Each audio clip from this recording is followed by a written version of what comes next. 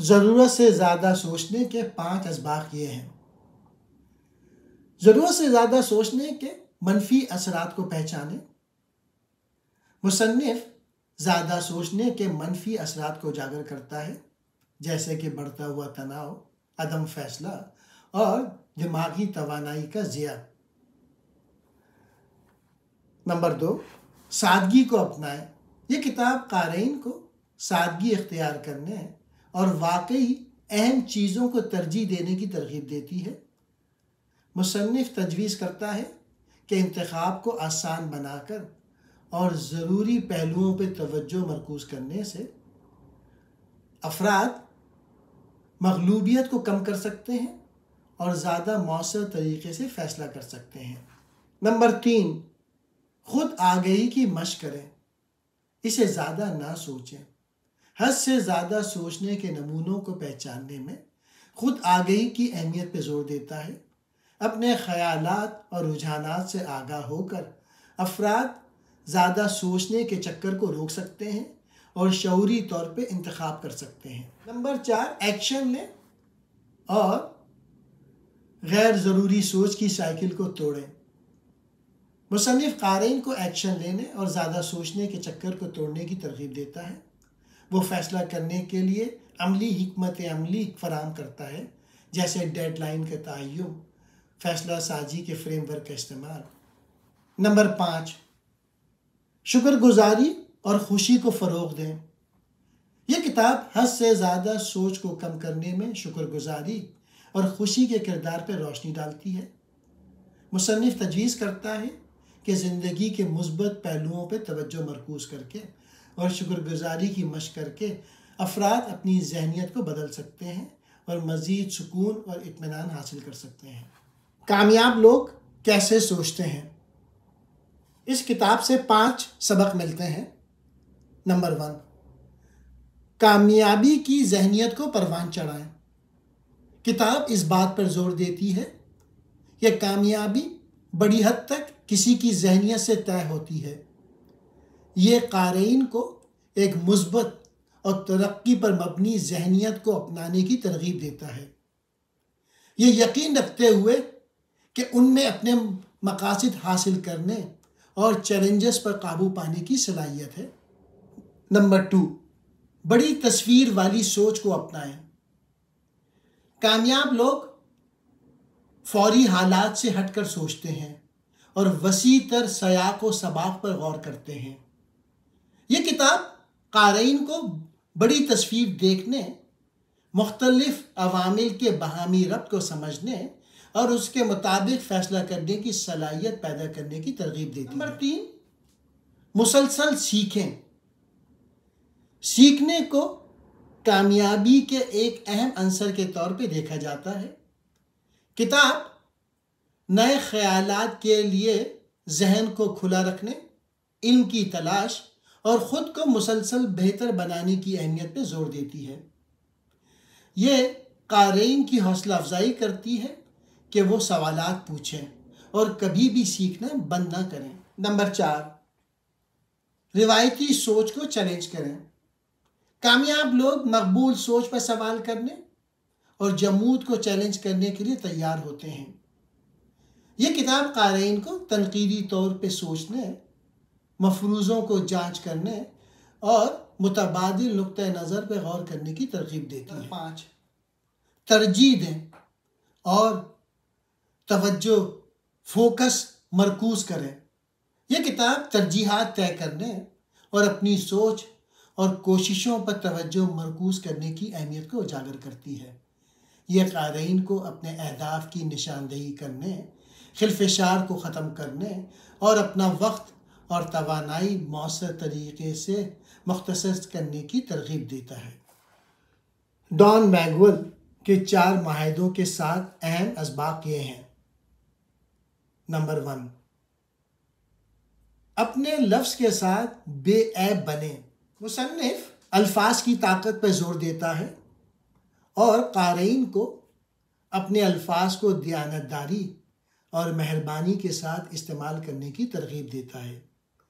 اپنے لفظ کے ساتھ بے عیب ہونے کا مطلب ہے سچ بولنا، گپ شپ اور نفی باتوں سے بچنا اور زبان کا استعمال ترقی اور حوصلہ افزائی کرنے کے لیے کرنا۔ نمبر 2، کسی بھی چیز کو ذاتی طور پہ نہ لیں۔ یہ کتاب چیزوں کو ذاتی طور پہ نہ لینے کی اہمیت کو اجاگر کرتی ہے اور اس بات کو تسلیم کرتی ہے کہ دوسرے لوگوں کے اعمال اور آراء ان کے اپنے عقائد اور تجربات کی عکاس ہے۔ تنقید کو اندرونی شکل دینے یا دوسروں سے توثیق نہ کرنے سے افراد خود کو غیر ضروری تکلیف سے آزاد کر سکتا ہے۔ نمبر 3، مفروضے نہ بنائیں۔ مصنف قیاس آرائیوں کے خطرات پہ زور دیتا ہے اور قارئین کو وضاحت طلب کرنے اور سوالات کرنے کی ترغیب دیتا ہے۔ مفروضے بنانا غلط فہمیوں اور غیر ضروری تنازعات کا باعث بن سکتے ہیں، جبکہ کھلی بات چیت افہام و تفہیم اور تعلق کو فروغ دیتی ہے۔ 4، ہمیشہ اپنی پوری کوشش کریں۔ یہ کتاب قارئین کو ہر حال میں ہمیشہ اپنی بہترین کوشش کرنے کی ترغیب دیتی ہے، یہ تسلیم کرتے ہوئے کہ ان کی بہترین کوشش لمحہ بہ لمحہ مختلف ہو سکتی ہے۔ اپنی پوری کوشش کرنے اور ہر لمحے حاضر رہنے سے افراد تکمیل اور خود قبولیت کا احساس پیدا کر سکتے ہیں۔ نمبر 5، ڈومیسٹیکیشن کو پہچانیں اور چیلنج کریں۔ یہ کتاب عقائد اور سماجی اور ثقافتی کنڈیشننگ کا حوالہ دیتا ہے جو ہمارے عقائد اور طرز عمل کو تشکیل دیتا ہے۔ یہ کتاب قارئین کی حوصلہ افزائی کرتا ہے کہ جو ہمارے عقائد ہمارے معاشرے نے دیے ہیں اس کو چیلنج کریں اور جو صحیح عقائد نہیں ہیں ان کو تبدیل کریں۔ نمبر 6، خود سے محبت کی مشق کریں۔ مصنف ذاتی ترقی اور خوشی کی بنیاد خود سے محبت اور خود کی قبولیت کی اہمیت پہ زور دیتا ہے۔ غیر مشروط طور پہ اپنے آپ کو پیار کریں، اپنے اندرونی سکون کا احساس پیدا کریں۔ نمبر 7، تبدیلی کی طاقت کو گلے لگائیں۔ یہ کتاب ذاتی تبدیلی کے امکانات کو اجاگر کرتا ہے اور قارئین کو خود کی دریافت اور ترقی کے سفر کو قبول کرنے کی دعوت دیتا ہے۔ یہ افراد کی حوصلہ افزائی کرتا ہے کہ وہ اپنے پرانے عقائد کو چھوڑ دیں جو ان کی خوشی میں رکاوٹ ہیں اور نئے امکانات کو اپنائیں۔ جان مدینہ کی کتاب برین رولز کے 10 اسباق یہ ہیں۔ پہلا نمبر، ورزش دماغی طاقت کو بڑھاتی ہے۔ باقاعدہ جسمانی سرگرمی ادراک کو بہتر بناتی ہے، یادداشت اور توجہ کو بڑھاتی ہے اور دماغ کو اعصابی امراض سے بچاتی ہے۔ نمبر 2، انسانی دماغ بھی تیار ہوا ہے۔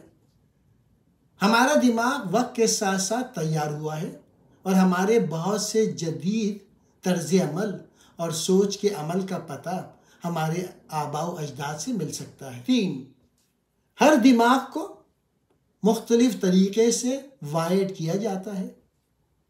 ہر شخص کے تجربات اس کے دماغ کی وائرنگ کو تشکیل دیتا ہے جو ہر دماغ کو منفرد بناتا ہے۔ نمبر 4، ہم بورنگ چیزوں پر توجہ نہیں دیتے ہیں۔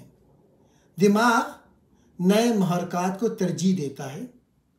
کسی کی توجہ کو برقرار رکھنے کے لیے آپ کو اسے مسلسل نئی اور دلچسپ معلومات سے منسلک کرنے کی ضرورت ہے۔ 5، یاد رکھنے کے لیے دہرائیں۔ تکرار یادداشت کی کلید ہے۔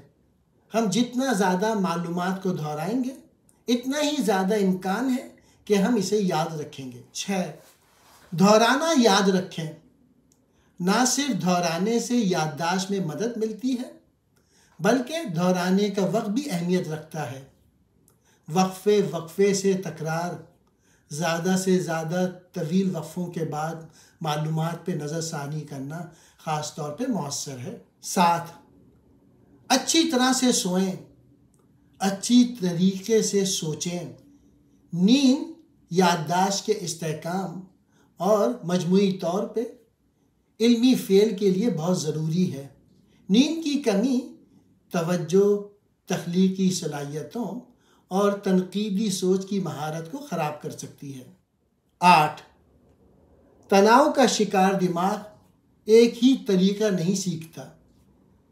دائمی تناؤ دماغ کو نقصان پہنچا سکتا ہے اور سیکھنے اور یادداشت کو کمزور کر سکتا ہے۔ زیادہ سے زیادہ دماغی کام کے لیے تناؤ کا انتظام کرنا ضروری ہے، یعنی اسٹریس کو مینیج کریں۔ 9، حواس کو مزید متحرک کریں۔ جب متعدد حواس مصروف ہوتے ہیں تو ہمارا دماغ بہتر سیکھتا ہے۔ یہی وجہ ہے کہ جب ہم دیکھتے، سنتے اور کرتے ہیں تو ہم اکثر چیزوں کو بہتر طور پہ یاد رکھتے ہیں۔ نمبر 10، ویژن، اس کو اردو میں کہتے ہیں بصری امداد سیکھنے اور یادداشت کو بہت زیادہ بڑھا سکتی ہے۔ ہمارے دماغ کے اعضاء وسائل ہم جو کچھ دیکھتے ہیں اسے دیکھنے اور اس کی تشریح کرنے کے لیے وقف کرتے ہیں۔ جو کچھ آپ نہیں بھول سکتے اسے معاف کرنا۔ یہ کتاب لائسا ٹرکویس نے لکھی تھی۔ اس کے اسباق یہ ہیں۔ نمبر 1، معافی ایک عمل ہے، واقعہ نہیں۔ فوری نتائج یا دردناک یادداشت کے مکمل مٹ جانے کی توقع نہ کریں۔ شفا یابی اور معافی بتدریج ہوتی ہے، مسلسل کوشش اور خود رحمی کے ذریعے۔ نمبر 2، معافی کا مطلب یہ نہیں ہے کہ کسی کو معاف کر دیا جائے۔ کسی کو معاف کرنے کا مطلب یہ نہیں ہے کہ اس کے اعمال کو معاف کرنا یا اس کی وجہ سے ہونے والی تکلیف سے انکار کرنا۔ یہ آپ کے اپنے ذہنی سکون کے ساتھ آگے بڑھنے کے لیے غصے اور ناراضگی کو دور کرنے کے بارے میں ہے۔ 3، آپ کو ٹھیک کرنے کے لیے مجرم کی معافی کی ضرورت نہیں۔ جانے دینا دوسرے شخص پہ منحصر نہیں ہے کہ وہ اپنی غلطی کو تسلیم کرتا ہے۔ معافی آپ کی طاقت اور اندرونی سکون کو دوبارہ حاصل کرنے کے بارے میں ہے، ان کے اعمال یا احساسات سے قطع نظر۔ نمبر 4، معافی کو تھامے رکھنا مشکل ہو سکتا ہے۔ آپ کو ناکامیوں کا سامنا کرنا پڑ سکتا ہے اور اپنے پورے سفر میں معافی کو دوبارہ دیکھنے کی ضرورت ہے۔ ان لمحات کے لیے اپنے آپ کو فیصلہ نہ کرو، ان کو تسلیم کریں اور جانے دینے کا دوبارہ عہد کریں۔ نمبر 5، معافی ایماندارانہ عکاسی کے ساتھ شروع ہوتی ہے۔ اپنے غصے، چوٹ اور دھوکہ دہی کو تسلیم کریں۔ اپنے جذبات کو ایمانداری سے حل کرنا معافی کی طرف ایک ضروری قدم ہے، حالانکہ یہ تکلیف دہ ہو سکتا ہے۔ 6، اپنی نشو و نما اور شفا یابی پر توجہ مرکوز کریں۔ دوسرے شخص کو سزا دینے کے لیے تکلیف کو نہ پکڑیں، اپنی خاطر معاف کریں ان منفی جذبات سے آزاد ہونے کے لیے جو آپ کو روکتے ہیں۔ نمبر 7، سپورٹ اور کمیونٹی تلاش کریں۔ اپنے آپ کو ایسے معاون افراد سے گھیر لیں جو آپ کے سفر کو سمجھتے ہیں، قابل اعتماد دوستوں، خاندان یا ایک معالج کے ساتھ اپنے تجربے کا اشتراک ناقابل یقین حد تک مددگار ثابت ہو سکتا ہے۔